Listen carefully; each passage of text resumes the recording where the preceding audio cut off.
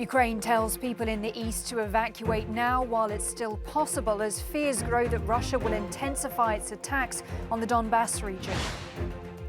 NATO says there's no indication Putin has changed his ambition, warning that Russian troops, including foreign fighters, are being relocated to the east.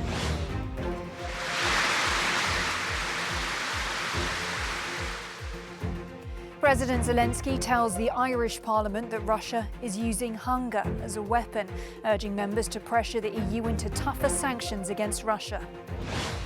And here in the Cube, we look at the latest false claims about the Ukraine war, this time concerning one of NATO's top commanders. I'm Helena Humphrey, glad you could join me. Ukraine's Deputy Prime Minister has urged citizens in eastern Ukraine to flee immediately as Russia steps up its military assault in the Donbass region. Reports say at least 10 high-rise buildings were on fire following Russian shelling in the east of Luhansk, where 5 humanitarian corridors have been opened to rescue civilians from the front line. Residents in Kharkiv and Donetsk are also being encouraged to leave before any Russian missiles remove any possibility of escaping. Speaking ahead of the NATO Foreign Ministers meeting, Secretary General Jens Stoltenberg warned that Russia plans a large-scale incursion on Ukraine's eastern flank. We are now in the critical phase of the war.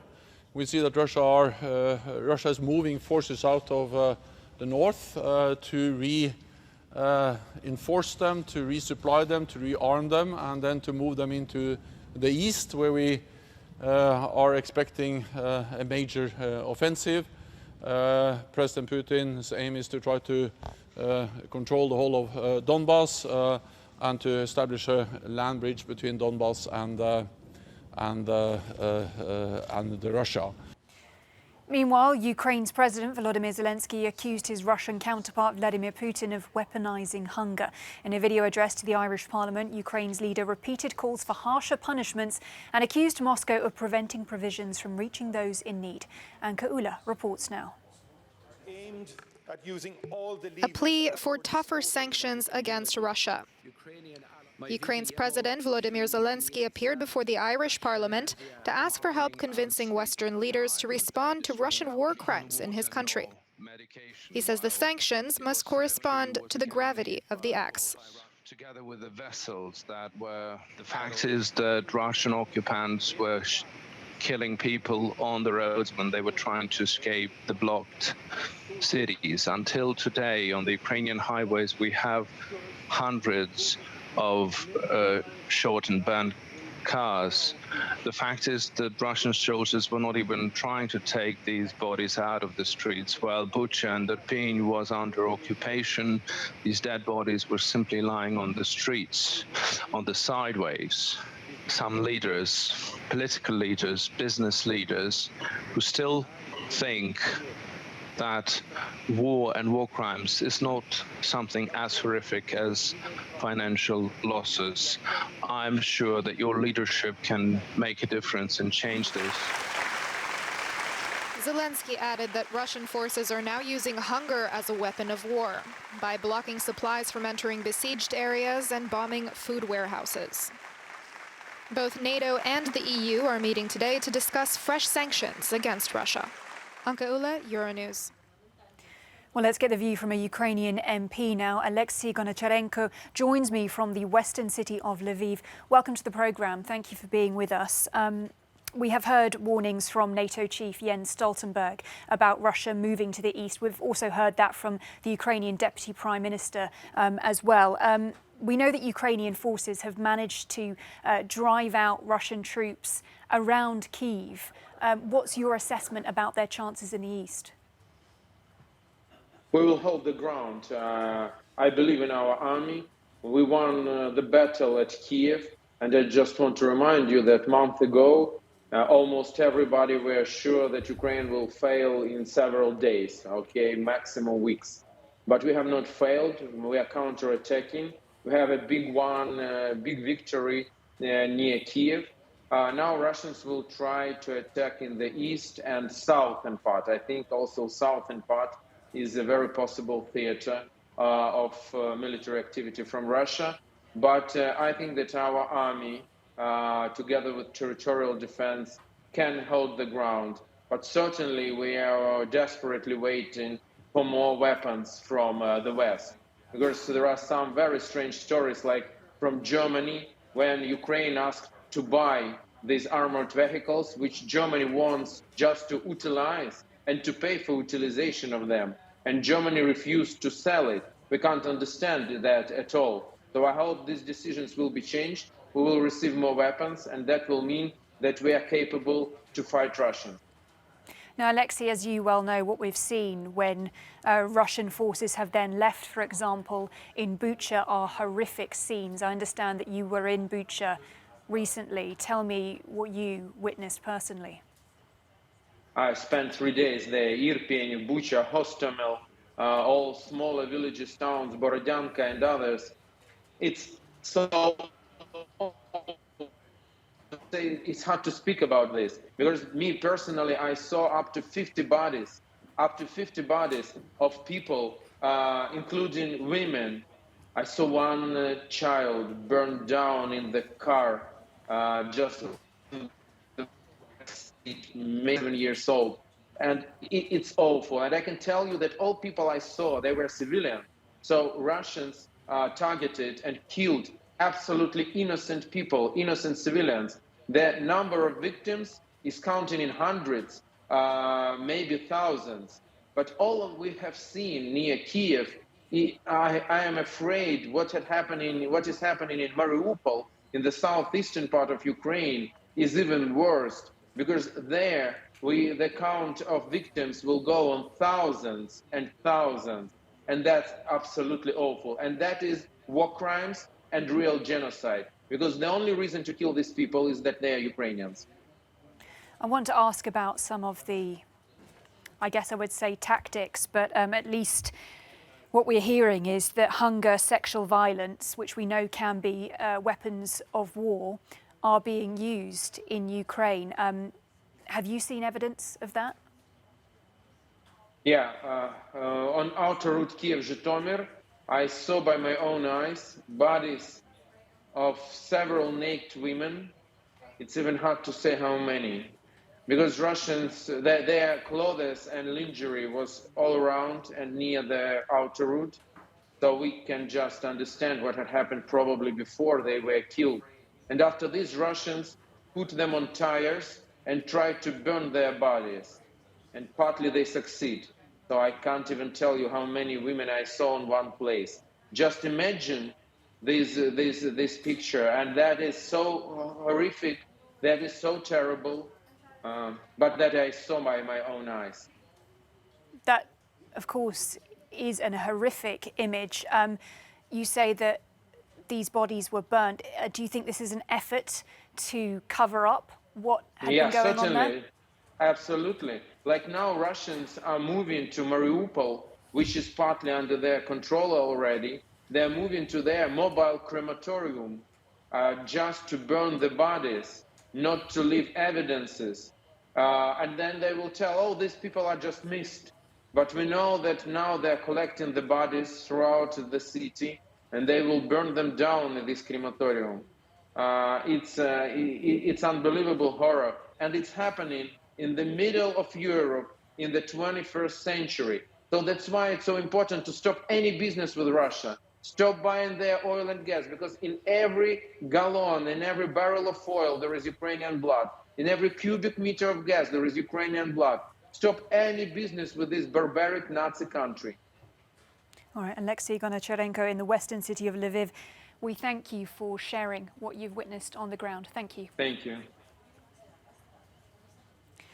The European Parliament has been discussing the proposed fifth round of sanctions on Russia that Commission President Ursula von der Leyen announced on Tuesday. Now, the measures target Russian coal and shipping, but not imports of oil and gas. But speaking in Strasbourg today, Council President Charles Michel said that sanctions on those sectors will be necessary sooner or later. The proposed measures on Russian energy have not been met with unified support from bloc members. Ursula von der Leyen says there will be more sanctions to come. These sanctions will not be our last sanctions. As I said already yesterday, yes, we've now banned coal, but now we have to look into oil, and we have to look into the revenues that Russia gets from the fossil fuels, and we really have to make an effort, for example, to take a share to the escrow, to an escrow banking system, so that we will really limit the source of revenues from Russia, from fossil fuels. It has to be an end with that, and this is the next step we will have to take together. Well, joining me from Strasbourg is our correspondent Shona Murray. Shona, we were hearing about those further proposed EU sanctions, but it seems that not all EU member states are in agreement. What can you tell us? Well, there was a meeting of EU ambassadors today where those sanctions that were announced yesterday were supposed to be rubber stamped. That didn't happen. There's another meeting tomorrow. But I don't think that there's major divisions. I mean, there's a consensus over coal. I mean, it's not that difficult, €4 billion a year. There's just concerns over some of the practicalities around shipping. If you ban Russian ships coming into EU ports, it's actually very difficult to know which ones are Russian, because often they could be Russian ownership but have a Maltese flag or an Italian flag. So there's some practicalities. But I think what's interesting, Helena, is when we move on to the difficult conversation about oil and gas, and that is going to happen soon, as we heard there, particularly because we've seen what happened in Bucha, and there is a fear and an expectation that what we saw in Bucha is only the start of things to come. So what I've heard is Austria and Germany, two of the biggest holdouts, are moving in the direction of banning oil and gas. And I caught up with Manfred Weber, who's a German MEP, leader of the European People's Party group, and he said that now is the time to go much further on sanctions against Russia. The EPP group is clear. We need now strong messages on the energy sector, and that means coal and oil has to be immediately stopped. And for the gas, we are still in discussions. The group will decide this evening, but we want to increase pressure towards Moscow. So tell us about the oil. I mean, particularly coming from Germany, where you have huge reliance on Russian oil, and also from a manufacturing point of view, oil is so important. How have you managed to deal with that? How will you deal without Russian oil? We know that for coal and for oil we have a global market, so we compensate the deliveries from Russia more easily. But the more important thing is that after Bucha everything is different, and we have to recognize this. Having the war crimes now in mind, we have to stand up and we have to speed up, and we have to tell our citizens the truth. That will cost us something. So the energy price increase, although the inflation which we are facing in Europe is an effect of this Putin-driven war, and that means if we want to defend our European way of life, we have to invest also. It costs us something. And that's Manfred Weber, EPP leader, German politician. Obviously, he's not in government, but really making the point that the war crimes we've seen in Ukraine over the past few days mean that there has to be an immediate ending to oil exports and imports of from Russia, and down the line gas. Interesting though, Helena, is that the biggest holdout is likely to be Hungary. We heard that the Hungarian ambassador in the meeting today was set against oil and gas sanctions, and obviously these need to be done with unity amongst all 27. Helena? All right, our correspondent there, Shona Murray in Strasbourg for us. Shona, thanks a lot. It is 42 days since Russia invaded Ukraine. That is 6 weeks of sanctions and promises to provide lethal support from political leaders in the West. But is it enough? Well, joining us now from New York is Ian Bremmer, president of the global risk consultancy Eurasia Group. Good to see you, Ian. We've got fresh sanctions from the EU, from the United States towards Russia, but at the same time, we've only seen escalation from Putin. So what, if anything, could push him into a reverse gear? Well, it's not fair to say we've only seen escalation from Putin. Putin was, of course, trying to remove Zelensky from power and trying to take over Kiev. And that, of course, is no longer the stated goal of the special military operations of the Russians in Ukraine. And the reason for that is not sanctions. The reason for that is because his military has underperformed. The Ukrainians have been courageous, but also because NATO and even some non-NATO states like Finland and Sweden have provided a lot of defense equipment directly to Ukraine, and that continues to escalate too. So frankly, the more meaningful response has been the Stinger missiles, they've been the drones, it's been the Javelin anti-tank missiles, it's been even tanks now coming from the Czech Republic. The economic sanctions continue to escalate every day from the United States and from Europe and from other wealthy countries too. That's causing a lot of damage to the Russian economy, but it's not changing Russian behavior one iota. What about on the diplomatic front, the response there then? Because yesterday we had that ultimatum from President Zelensky speaking to the UN Security Council, essentially giving them an ultimatum saying reform or dissolve, with specific reference to Russia's permanent seat and its veto power. Is the Security Council toothless here? Lions and tigers and bears, oh my. I mean, obviously, people have been talking about the toothlessness of the Security Council since 1949. The Soviets were given a permanent veto.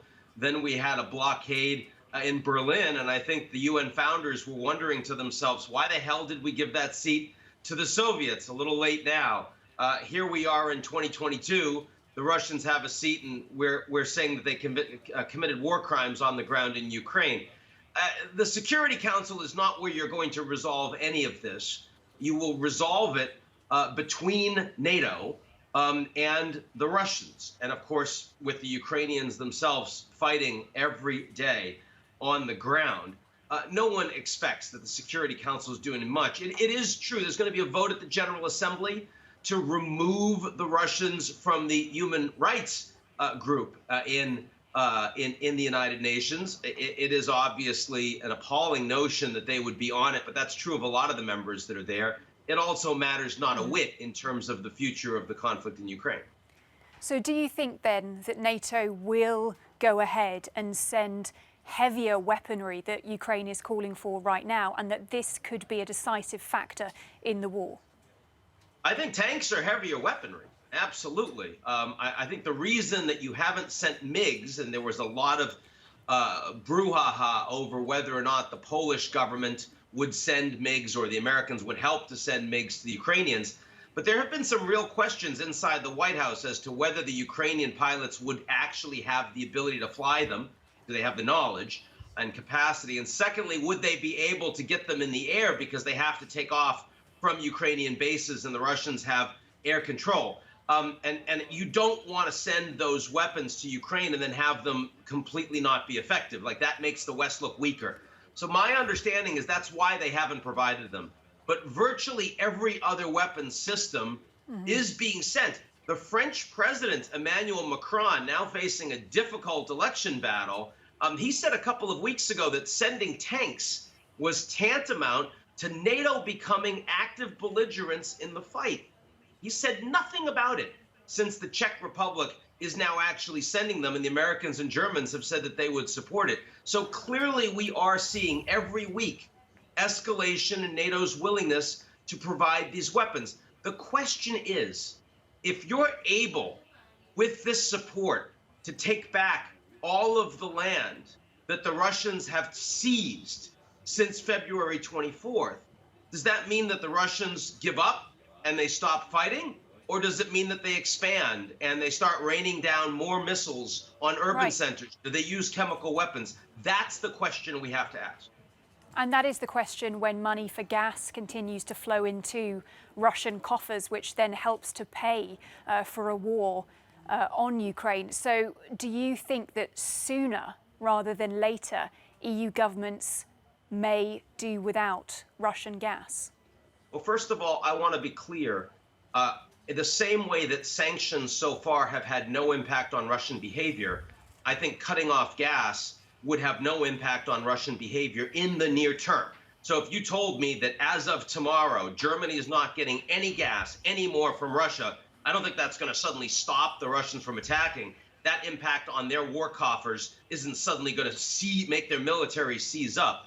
But I do think that when you have a government that is being credibly accused of war crimes on the ground with satellite photos and with hundreds of civilians that have eyewitness accounts, the fact that there is huge amounts of money going to Russia being paid for by Europe so that they can keep their economies humming along, I think that's becoming a very, very challenging behavior to continue. We know that if the Germans were to cut off that gas, it would be about a 3% hit to German GDP. That's significant, but it's nothing compared to the depression that the Greeks went through during the Eurozone crisis, and it's obviously nothing compared to what the Ukrainians are presently going through. Now, I'm not going to sit here and tell you that the American population would be willing to take that economic hit. They probably wouldn't. But I want to be clear, it's still the right thing to do. And I do think that we're going to go from cutting off coal, which is easier, and you can find more coal and you can pay a little more for it, to cutting off oil, which is harder, but you can still pay for it and you can find alternatives. Eventually, we're getting to gas. And the question only is how fast we move there. Is it in the next couple of weeks, or is it the next couple of months, or is it the next year? But sooner or later, this gas is being cut off. This decision is going to be made. All right. Ian Bremer, always good to get your insights. Thanks a lot. Good to talk to you. False claims surrounding the war in Ukraine continue to spread, this time with a NATO commander caught in the middle. Matthew in the Cube has more.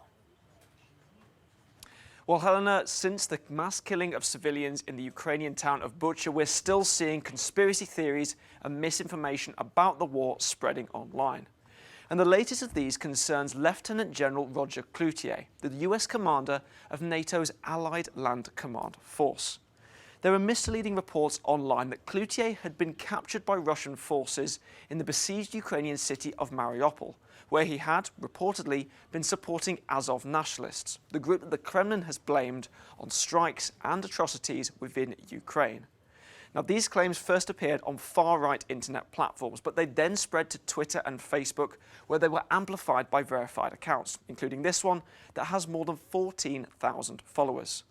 But the allegations are false. If you go onto Lieutenant General Cloutier's own LinkedIn page, you can see that on his profile, he has in fact posted an image of himself showing that he was attending, until very recently, an event in Turkey, Izmir, around 1,200 kilometers away from Mariupol. In this image, you can see that he is surrounded by colleagues, clearly alive and well. And it was also posted on Twitter by NATO's Allied Land Command at the same time. There is also no evidence of any NATO forces, soldiers or personnel in Ukraine at this moment, while the fact that member states have supported them with financial aid. No evidence, Helena, of any soldiers being deployed in Ukraine, and this kind of misinformation is going to continue spreading throughout the war. Well, as ever, Matthew, thanks for debunking it. Well, you're up to date. I'll see you soon.